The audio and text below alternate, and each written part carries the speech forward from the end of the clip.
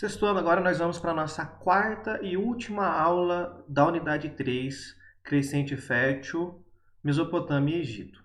Na aula anterior, nós começamos a falar sobre a cultura desses povos, tratando primeiro da religião. Agora nós vamos continuar falando sobre a cultura, a produção de conhecimento desses povos. Mas nesta aula nós vamos tratar das leis e também da escrita que esses povos desenvolveram. Então vamos lá. A começar pelas leis, ou o famoso código de Hammurabi ou Hammurabi. Tanto faz a pronúncia, Hammurabi ou Hammurabi. O que é esse código de Hammurabi? É um conjunto de leis. Toda vez que nós falamos em código relacionado à lei, código é um conjunto de leis. Então vocês podem observar nos dias de hoje, o conjunto de leis que regula o trânsito, por exemplo, nós chamamos de Código de Trânsito. Então, são várias leis que regulam o trânsito, para falar o que pode e o que não pode ser feito no trânsito. Então, esse conjunto nós chamamos de Código de Trânsito. Por exemplo, o conjunto de leis que determina aquilo que é e não é crime. Então, nós temos o Código Penal e assim por diante. Então, código, neste caso, é um conjunto de leis. Aí, esse primeiro código foi feito, então, por um rei chamado Hammurabi, lá na Mesopotâmia. Por isso que é chamado, então, de Código de Hammurabi. É homenagem ao seu criador. Esse conjunto de leis, esse Código de Hammurabi, ele tinha como princípio a chamada Lei do Talião. E essa Lei do Talião ela é baseada na vingança. Tem uma frase que resume bem essa ideia da Lei do Talião, que é baseada na vingança, que é o olho por olho, dente por dente. Basicamente, o que é essa lei do talião, ou olho por olho, dente por dente? Ela funciona da seguinte forma.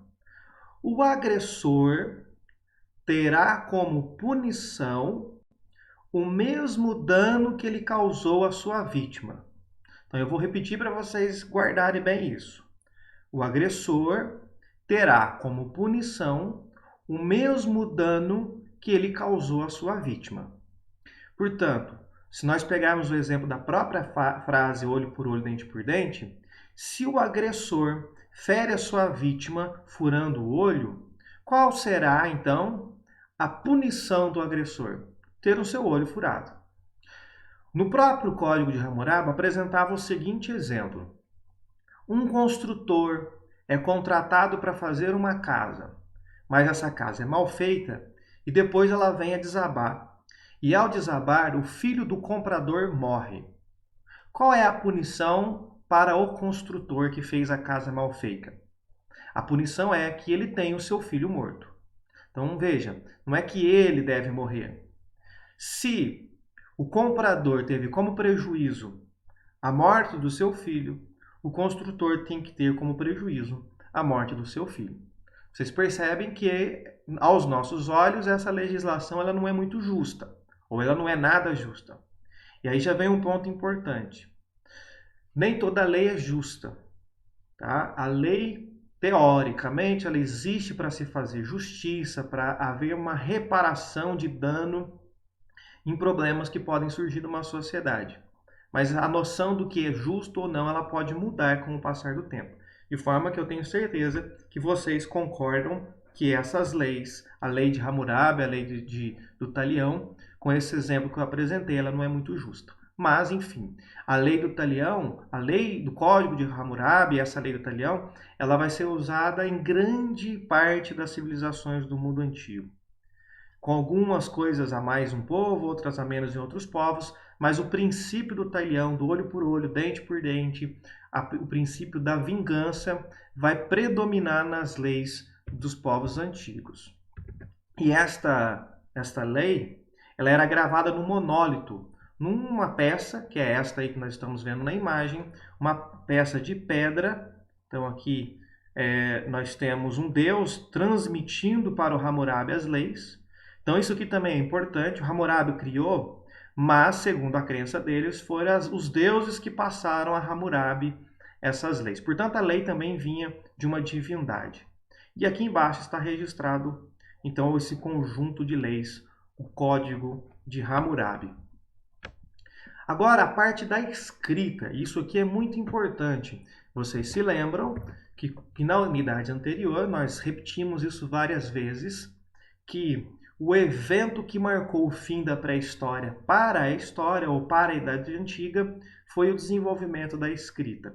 A escrita muda a forma de viver, porque a partir de agora é possível registrar conhecimento, registrar informações que poderão ser utilizadas nas gerações futuras. Portanto, agora facilita o acúmulo de informação, o acúmulo de conhecimento. Então, vamos começar com a escrita na Mesopotâmia, que é onde surgiu a primeira do mundo. Um povo chamado Sumério, que morou na Mesopotâmia, foram os primeiros a desenvolver essa escrita. Uma escrita chamada de cuneiforme. Cuneiforme significa forma de cunha. Por conta do desenho que essa escrita fazia, a gente vai ver na imagem, ela parecia uma cunha, um objeto no formato triangular. E essa escrita era registrada em tabletes de argila. Então eles faziam pedacinhos de argila no formato retangular, e com um objeto de madeira eles iam riscando a argila umedecida e fazendo a sua escrita. A escrita cuneiforme era uma escrita pictográfica. O que significa isso? Que ela era baseada em símbolos. Então, não era necessariamente um desenho de um objeto que você pudesse perceber que objeto é. Não, são símbolos. E esses símbolos vão ter significados que pode representar uma pessoa, uma ideia mais complexa e assim por diante. Por que foi desenvolvida essa escrita? Por uma necessidade. Os mesopotâmicos, sobretudo os sumérios, tinham a necessidade de fazer um controle do recebimento de impostos e também para fazer um controle do seu comércio, de venda e compra de produtos, mas sobretudo para controle de impostos. Então, para resolver esse problema do registro dos tributos, eles desenvolveram então a escrita. E aqui nós temos um exemplo da escrita cuneiforme. Perceba que não há aqui nenhum desenho que é possível perceber o que se trata. São vários símbolos, então aquele que sabia ler e escrever teria que identificar qual é o significado de cada símbolo. Perceba que aqui eles têm esse formato triangular, que lembra bastante o formato de uma cunha. Ainda sobre a escrita, agora no Egito. No Egito nós teremos a escrita mais famosa, vai ser a escrita hieróglifica, ou hieroglífica, tá certo? Então as pronúncias variam, mas enfim, hieroglífica, que significa gravura sagrada.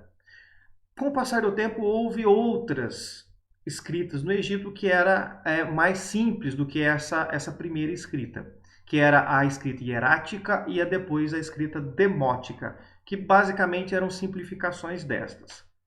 Essa escrita é chamada de gravura sagrada porque ela começa a ser utilizada principalmente nos templos e nas atividades religiosas. Diferente do mesopotâmico que escrevia na argila, aqui eles vão escrever em papiro, que nada mais era que um caule de uma planta que eu vou mostrar daqui a pouquinho. Na escrita egípcia, ela era composta por sinais e objetos concretos. Então, havia símbolos que representavam ideias e tudo mais, mas também tinha objetos concretos que você olhava para aquele objeto e sabia identificar o que era. Com o passar do tempo, esses sinais que representavam um objeto, uma coisa, passam a representar ideias mais elaboradas e mais complexas. As ideias, com o passar do tempo, vai se transformar em apenas sílabas até que se forme um alfabeto mais adiante. Tá certo? Quem vai desenvolver um alfabeto mais simplificado serão os fenícios.